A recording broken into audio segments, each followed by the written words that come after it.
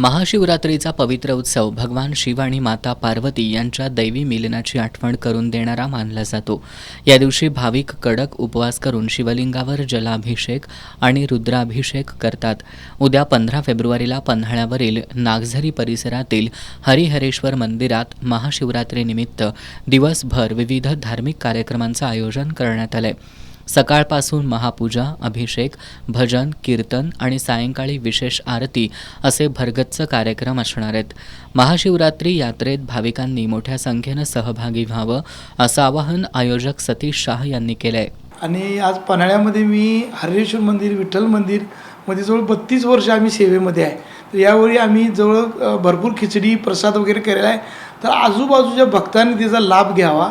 फार पुरातन मंदिर आहे, पराशर ऋषीमुनीनं स्थापन केलेलं मंदिर, ज्यांचा मुलगा व्यास।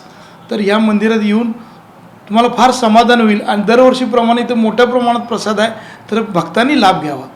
महाशिवरात्रीनिमित्त हरिहरेश्वर मंदिराला आकर्षक अशी विद्युत रोषणाई करण्यात आली आहे।